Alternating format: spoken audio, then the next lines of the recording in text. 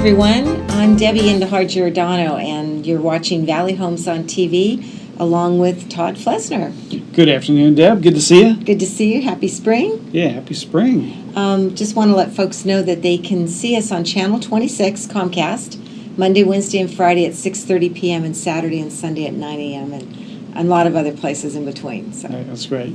Well, we're glad folks tune in to find out what's going on around Milpitas. I know. Well, you brought a I certainly did, yeah. Friend and guest with us to talk about something that's happening around town here, something called Milpitas Cares. So John Huss is here joining us today. John, thanks for joining us. Thanks for having me, Todd. Yeah. Thank you very much, yes. Yeah, so we're Pleasure to be here with you. Yeah. We're going to talk a little bit about Milpitas Cares, what that is, and what that opportunity might be for folks, and to plug into something happening here in our community. So, but first, we like to get a chance to know a little bit about our guests. That adds to the flavor of our community. So you're a Milpitas resident, I understand? Yeah, I've been around for 4 years now. Okay. So it's good to be here. I enjoy it. I like the community a lot. It's a good place. Central to the Bay Area, kids in schools and sports and activities, all kinds of things around the city. Terrific. Well, what else keeps you busy here in Milpitas? Besides family, being the pastor of Mount Olive, which is a great congregation and a good place to be, and keeps me quite busy. In addition to community involvement through activities with schools and just with my kids, keeping me plenty busy too. So you've been here in Milpitas 4 years. A little bit. Let's back up a minute. Where did you grow up, and where were you educated? I grew up in Cincinnati, Ohio, and educated. Well, my undergraduate degree actually is in electrical engineering. Not the typical path to become a pastor, but something that when I was in high school, a guidance counselor thought I'd be good at. So I worked as an engineer for several years and then decided to go back to school. Became a pastor after studying at Concordia Seminary in St. Louis and became a pastor in 2006. I served a church in central Oklahoma for about 7 years before Mount Olive called and invited me to come be the pastor here, and that took place in 2013 was my installation. Actually, I remember Todd was on that committee for the selection of many, many years, didn't it? Well, we looked long and hard for the right person, so we've been fortunate. You got that. Well, yeah, and as John mentioned, with his background in engineering in our valley in electronics and engineering, we thought, what a great fit, to understand the culture here and the folks here in our community. So let me ask you, what else do you like about living in the Bay Area? Well, the weather's great. There's things you can do all the time. The access to just being at the beach in an hour on a good day, or all the things that take place around San Jose and up all the way through this entire area up into San Francisco. And there's always things that can be done, and professional sports teams and arts and various things around the city that are great to be involved in. Great. It's a very rich cultural place to be. Terrific. Well, we're going to talk a little bit about Milpitas Cares. What is Milpitas Cares? Well, it's a group activity for the community that was started a number of years ago. Local pastors get together on a regular basis, and we're seeking a way to come together, to work together, and to support the community in which we live and in which we serve and where our churches are. So Milpitas Cares is the idea that came up, which is a way that we can go out into the community, serve the community, and be evident as the body of Christ working together. Mm-hmm. A lot of times churches do their own thing and are working separately quite often. Mm-hmm. But with Milpitas Cares, it's a chance for us to all be out in the community at the same time. So was the idea born from you have a pastor's group that gets together and meets, and I'm assuming that's where it kind of percolated from? Yeah, it came up through that group, and we meet monthly for lunch and for fellowship and just some brotherhood together, and it was in that organization that it came out and became something that wasn't just an idea that we were talking about, but took shape and got going.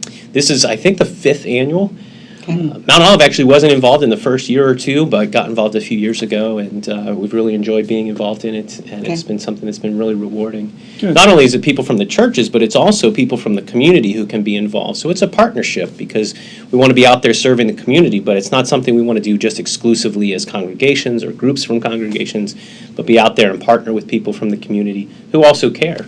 Mm-hmm. Because we serve at schools, parks, and various places around the city, and people from the community also care about those same places, those same grounds and the buildings and the resources that are there. So we want to work together. Good. So you mentioned the places in Milpitas. What sort of projects or sort of things do those Milpitas Care organization really focus on? What are some of the things you do? Well, there's a number of parks around the city that could use a little maintenance. Painting picnic tables, taking the tape and staples and different things off of signposts and things like that, where people have put up posters or signs or whatever. It's picking up some of the litter and debris that gets scattered around just from the use of the parks. So that's something that's happened, I think, every year. A couple of years ago, Milpitas Cares moved into the school campuses because school budgets being what they are, the schools do the best that they can for maintenance. But there's some projects the schools have wanted to do that they've just needed a little additional manpower. Building some planting boxes and planting some trees around the campuses, helping out with like building the community garden spaces at some different elementary schools, things like that. And in addition to cleaning the lunch tables, painting on the sidewalks. I know at Burnett Elementary, for example, we painted a path along the sidewalk with paw prints, so the students knew to get from one place to another. They could just follow the paw prints on the pavement. So if a person isn't a member of the congregations that are involved in this, how might somebody else get involved with the program?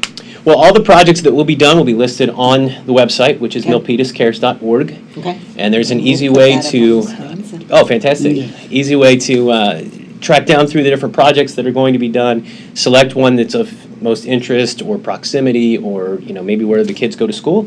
Choose that school or park or different project and just get signed up. It's a real simple sign-up procedure. It just takes a few minutes, and that would then connect that person into an email list that gets distributed. So there's any updates with time, location, or what resources to bring or different things like that. Then emails can be sent to the person who signed up. Okay. Well, how do projects actually get selected? I mean, let's say somebody around town, sees something where there's a need and they'd like to say, hey, we need somebody to address this. How do you figure out what needs to get done? Well, there's a variety of channels through which that happens. The city has made some requests through Mary Fisher, who's at the Christ Community. She's on the staff there. Talked to her yesterday. Yes. Oh, very good. Yeah, that was good. Yeah, so Mary is one who coordinates a lot of the projects for us, and so the city has made requests directly to her in terms of what parks need some additional help. And pastors from the churches or other volunteers from the churches have been out into the community, look for projects, met with the elementary schools, principals, just to figure out, what are the things that need to be done, what kind of projects do they want us to do for this coming year. We also have Troop 92, which is a scout troop that's chartered through Mount Olive. They're going to be doing a project where they're going to be just cleaning up along sidewalks and then they can venturing to parks as well. get credit on their scouting badges Yeah. or whatever to do those projects. Absolutely. So we talked about the beautification and the impacts there. What other impacts? I would assume a sense of community. A fellowship, you get to meet people. Right. And like minds and all focused on one goal and to make Milpitas a more nice place to live. So. Yes, yeah, it's really good. I mean, the opportunity to meet people and just work side by side is rewarding by itself. But then to meet new people that you've never met before, work toward a common goal, it's all a kind of a win-win situation through that. One thing that we're looking to do this year, this will be a first time that we've tried to do this. It's still in the works, so I'm not absolutely sure it's gonna go, but we're looking at doing kind of an outreach toward some of the people in our community who are homeless or disadvantaged, maybe on a fixed income. Try to do kind of a community feed event. Not sure how that's going to take shape at this point, but that's one of the new projects on the list for this year that we're still actually working to get together. Kind of reach out to those that are housebound? Yeah, those who, maybe we have some vehicle dwellers around the city or those who are homeless who maybe are coming and going, and just a way to help support them and get them, maybe a hot meal and some additional resources and supplies as they need them. Okay, good. So homelessness or folks who are maybe have some of those sort of needs is one of the areas that you're looking to address in addition to this. Are there other things around the city that the pastors are talking about or Milpitas Cares has identified? Well, we also want to support the Milpitas Food Pantry, and a project has gone on there most every year to help them with stocking shelves and doing some cleanup work and things like that, because that's an ongoing effort to support people in our community. And beyond those, the website is a great resource to find out more, find out what projects are at least on the list for the coming year, and each year that gets refreshed. So Okay, I don't think what was the time frame? It's in April, what are the dates? This year in 2017 it'll be April 21st through 30th. We try to target it sometime in the spring as the weather's getting nice again, to get out there and do some beautification especially. And each year that time frame shifts a little bit just based on a variety of factors. This year we were actually targeting a different time frame, but it works better for the schools if we're April 21st through 30th. Terrific. Well, Pastor, thanks for coming and being our guest here. You're welcome, Tom. We gave the Thanks, Tom. website where folks can find out additional information. That's right. And it was short notice that you came. Got Yeah. the call yesterday, so thank you so much. Well, you're welcome. It's my pleasure to be here to chat with idea. you and give people the opportunity to know more about Milpitas We Cares. hope it continues to grow, the Yeah. program, and It's been great. We've had, Good I think last year there were over 500 volunteers involved in Wow. Milpitas Cares, and we're pushing toward 1,000. That's going to be nice. an achievable goal, I think, pretty soon. Terrific. So if you want to get involved, look at Milpitas Cares on the web, and that may be a way to be able to get connected as well. Very good. MilpitasCares.org. Thanks. Great. Thank you for your time. Thank you.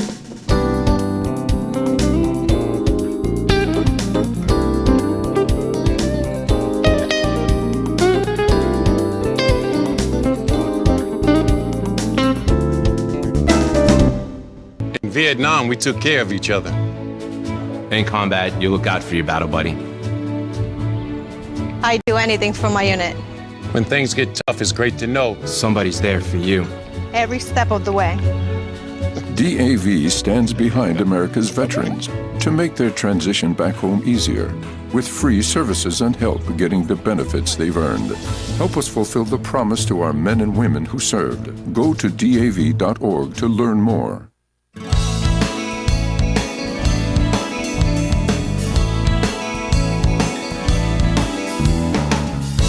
Welcome back, everyone. You're watching Valley Homes on TV. I'm Debbie in the Heart Giordano, and Todd Flesner is here. The both of us are going to give you kind of what's going on in the Milpitas market and, of course, the interest rate market. We Correct. had a bump in the Feds, the interest rate hike last week. Yeah, we're here. This is March of 2017, and the Fed just met a week ago, and they announced their most recent increase in the discount rate, which is what the Federal Reserve Board controls, the discount rate. And then that rolls over into all sorts of other things that are tied to that adjustable rate. So things like prime rate, sometimes the rate on credit cards is tied to I that. understand car loans can go Car up. loans. Equity lines of credit. Exactly. Okay. Fixed rate mortgages, though, if you have a fixed rate loan, that stays the same. And interestingly, we saw in the mortgage market that the price had already been baked into the equation because the increase that we got last week from the Fed was not unexpected. And in fact, following that, we've actually seen interest rates come down about 1/8% for Interesting. long-term mortgage rates. Good. So they're still good out there for buyers. Outstanding, yes. The rates are still outstanding. In terms of the future, we're thinking maybe 2 raises in interest rate policy this calendar year in 2017. And again, the Fed's watching to see how the economy does and if we're strong enough economically in terms of economic activity Although to handle that. I thought it was interesting, the stock market's been very volatile the last 24, 48 hours. It took a really reactive downward trend Well, yeah, in response exactly. to that. So Absolutely. Well, when the Fed raises interest rates, that's like putting a brake on the economy, because things like business loans are tied to that. And so it makes it a little bit more expensive for business to borrow for the purpose of expansion. And so it has the effect typically of cooling an economy. And so it's a real balancing act the Fed is trying to play here now as we see some expansion in the economy. Our employment numbers are very strong right now in terms of unemployment rate. I think there's still some underemployment that's there, and a number of folks who through the recessionary period dropped off the unemployment rolls. So that's being masked in terms of Interesting. the number of folks that are actually in the labor market. Okay. So a lot of kind of things that happen that are interplaying there. But overall, the fact that the Fed has raised rates means that the economy is strengthening. Okay, well, you want to hear some numbers? Yeah, absolutely. Oh, this is real exciting. So I just, hot off the press, I pulled February. So we had the MLS Okay, numbers for very good. February. So let's look back, snapshot, February 2016. Our average single-family home price in Milpitas was $864,000, and the median price was $863,000. We now hit, last month, average sales price $1,007,000. Yeah, we hit that threshold, and median price is $925,000. Condo and townhouse, a year ago, $606,000 for average, median price $592,000. And we are now at a average price last month of $691,000, but a median price of $810,000. Oh my goodness! So I the know. condo market is Condo market's just, I mean, it's unbelievable. So So we're doing quick math in my head. It's a little bit more than 10% increase over year in terms of value, which is healthy. Healthy, particularly here in Milpitas. So we have BART coming in. BART will be up and running in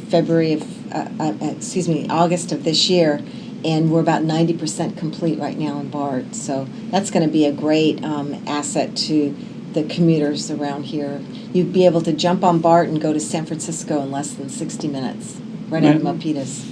Well, I think there'd probably be some economic boom to Milpitas as well with the location there next to the Great Mall and accessibility to the greater Bay Area. So we'll be keeping an eye on how that impacts our community. So let me, I just want to spend just a minute going over, we've talked in the past about what sellers need to do to prepare their home, get them ready to sell in terms of improvements. Do you remodel? Do you paint? Do you clean up? Landscaping, all that.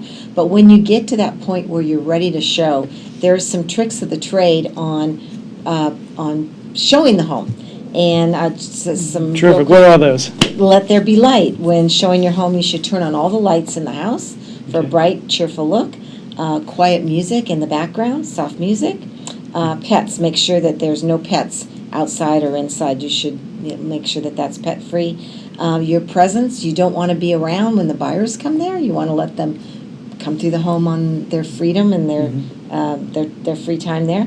Aromas, get fresh flowers, put fragrance units in the house, and be it ever so humble. There's no place like home. So if you're at the house, if you are, and a buyer makes a comment about something that's negative about the house, just understand that you live there and it's not 100% perfect. So I thought those were kind of interesting comments to make. So. Oh, terrific. Well, as sharing those tips on getting ready to show your home, it brings up the thought, that we're heading really into the strong selling season now. We are.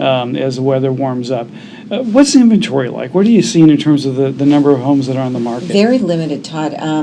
It's extremely low. Today there's 14 homes for sale on MLS in Milpitas, and we have 18 pending sales. So everything is coming off very quickly. Days on market is, around 12, 14 days on market for the homes.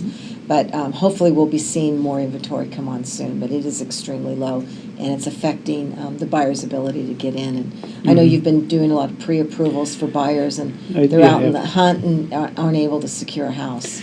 Well, it is a challenge. As you mentioned, there are many, many more folks who are looking than there are homes available. And traditionally, as the weather gets warmer, we start to see more homes come on the market, and that's the hope, is that the inventory will start to grow, and we'll see some balancing then of supply and demand. Yeah, we'll report that in next month. So terrific. Well, I guess that's it for the wrap-up for Great. March. And good. So if folks have questions about the show, or absolutely, they can email me at giordanodj@aol.com. or T. Flesner at opusadvisors.com. Great, thanks. We'll see you soon.